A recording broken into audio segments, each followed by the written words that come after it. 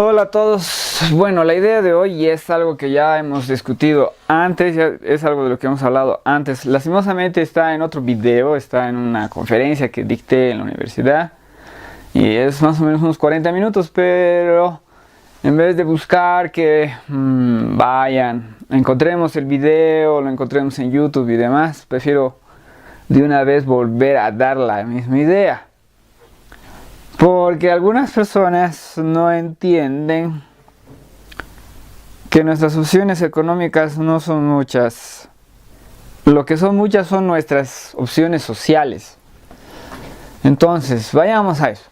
La economía humana siempre solamente tiene oferta y demanda para su construcción lógica, que es exactamente la misma construcción de la biología. O sea, toda criatura viva sobrevive de acuerdo a si hay lo que requiere para vivir, así de fácil es. Entonces, la economía humana obedece exactamente las mismas reglas. No puedes tener otra estructura que no sea la de la oferta y la demanda. Lo que sucede es de que los sistemas humanos, los sistemas sociales humanos determinan quién va a ser quién va a ser o sea, y determinan cómo se va a hacer y cómo se van a llevar las cosas y cómo se van a dar las cosas.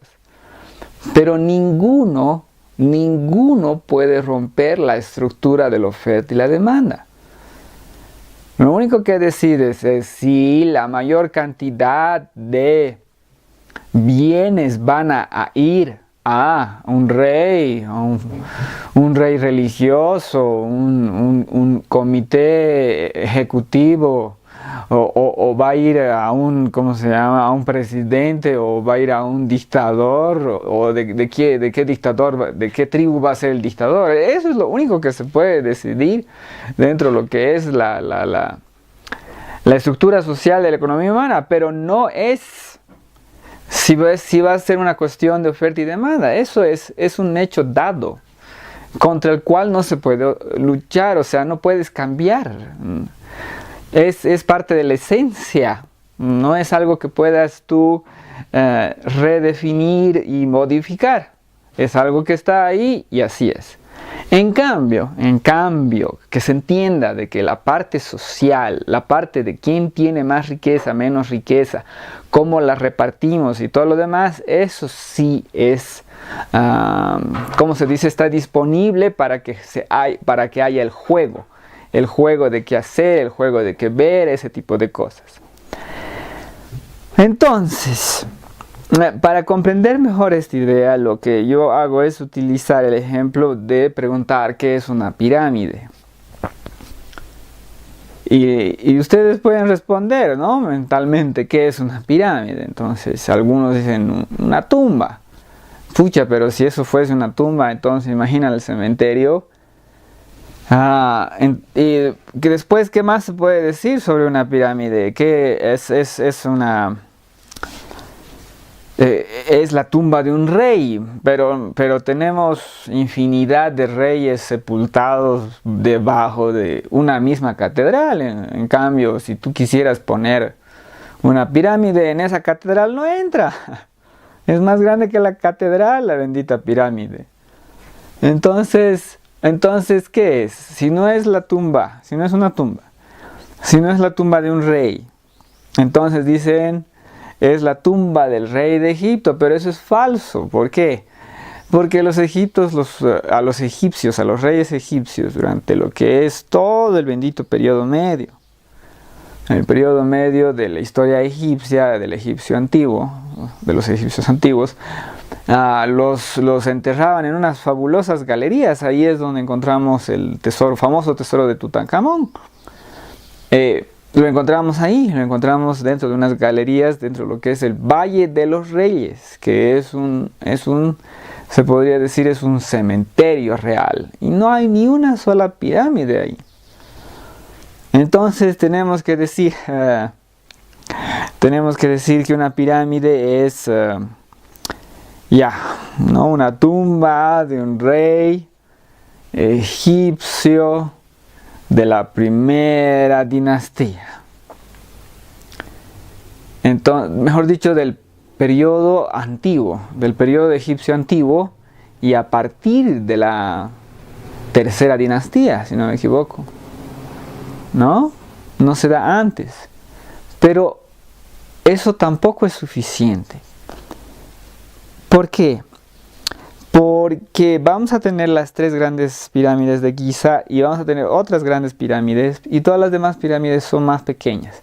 De que hay pirámides, obviamente hay más de 60 y tantas pirámides en lo que es Egipto, ¿no?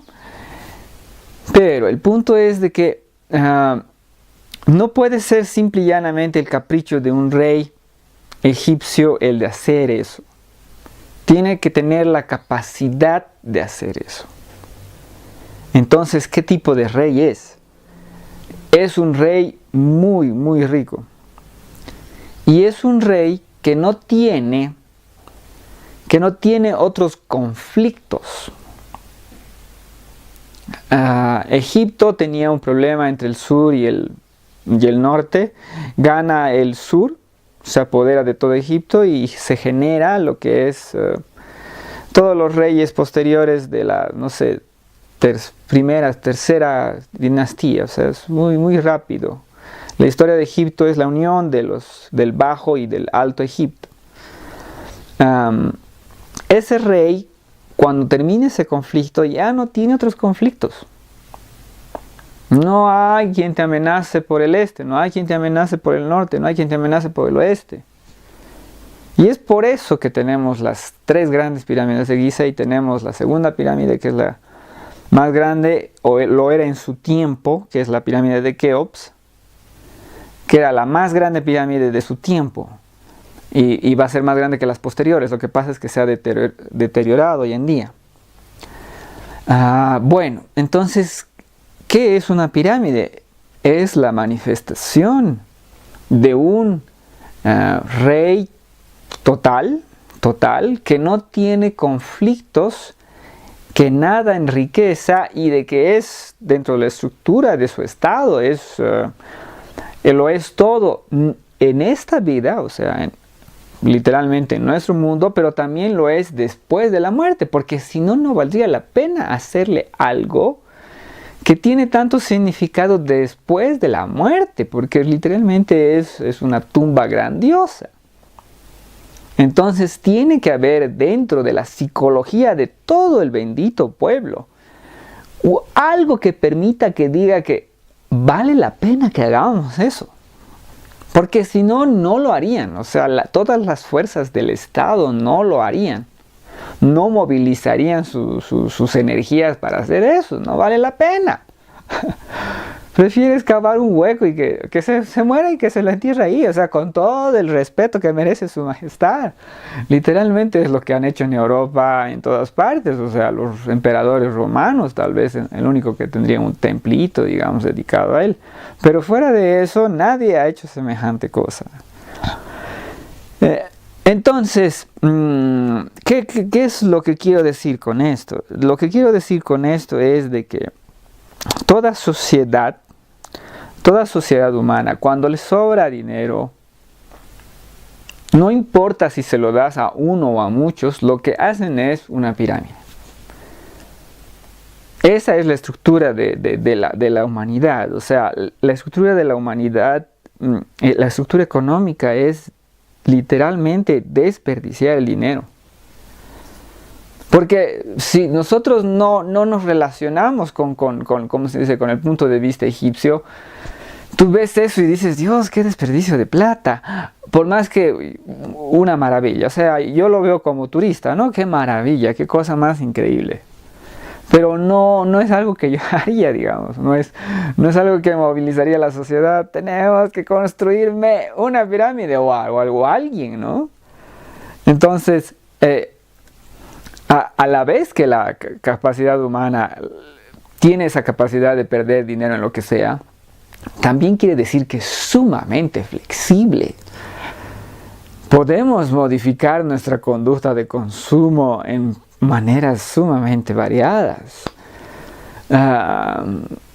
Y cada persona, o sea, si le damos mucho dinero a un rey, Él va a hacer una guerra, va a hacer un palacio, va a hacer algo que no tenga mucha razón de ser, digamos. Si le damos mucho dinero a la clase media, van a hacer una iglesia, van a hacer algo que no tiene mucha razón biológica de ser, sí tiene una razón cultural. Ese es el punto, de que las razones culturales se imponen de lejos se imponen sobre cualquier necesidad biológica que el ser humano pueda tener. El ser humano no es constructor de necesidades biológicas y de un mundo biológico. El ser humano es constructor de pirámides. ¿Por qué? Porque toda bendita sociedad que conocemos ha hecho su propia versión de pirámides.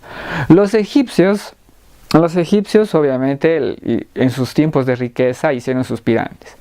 En el imperio medio hicieron unos templos increíbles, fabulosos, exagerados. Todo es un templerío, pero de norte a sur, fantásticos.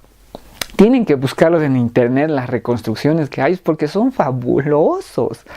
Y son fabulosos de cara para afuera. Por dentro se vuelven más chiquititos hasta el lugar donde está el dios representado, que es una pequeña estatuita, ¿no?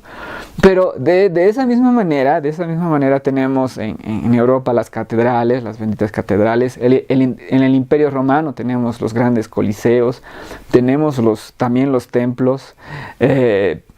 Tenemos, por ejemplo, los baños de Caracalla. Vean que son un ejemplo de fastuosidad de dinero, pero en lo que consideran importante en ese tiempo. Entonces, en cualquier cultura, lo que tenemos es inversión de dinero, descomunal inversión en cuestiones que no son relevantes para el día a día. Es por eso que hoy en día ¿no? se queja la gente del consumismo, se queja la gente de que compren cosas que no les sirven. Siempre ha sido así. Siempre ha sido así, porque las cosas no tienen por qué servir. Las cosas tienen que tener una función cultural, psicológica. Por ejemplo, ir al cine, por Dios, ¿de qué te sirve eso? Y tú dices, no es que te sirva, es que lo disfrutas, es que te entretiene, una maravilla. Y entonces millones de personas van al cine. Y se paga y se da ganancias a una película que ha costado 200 millones de dólares o ciento y tantos millones de dólares. Entonces nosotros le hemos dicho de que esto vale la pena hacer. ¿Por qué? Porque nos divierte. Entonces, la economía humana es siempre eso. Siempre hemos perdido el dinero, siempre hemos invertido para lo que hemos valorado culturalmente. Que ha sido muchísimas veces, valorar a X o Z Dios. Los templos arquitectónicamente hablando son de lo mejor que hemos hecho los seres humanos a lo largo de toda la historia humana. E incluso en la prehistoria teníamos hay maravillosos monumentos que han significado un montón de trabajo. Y sabemos que es para adorar al Dios, a X o Z Dios, y bueno, no tenemos más datos sobre ese tipo de dioses. Entonces nosotros los seres humanos siempre hemos sido así, siempre hemos tenido una estructura económica en la que literalmente desperdiciamos el dinero en algo que tiene una importancia cultural personal. Ahora, de que en nuestro tiempo esa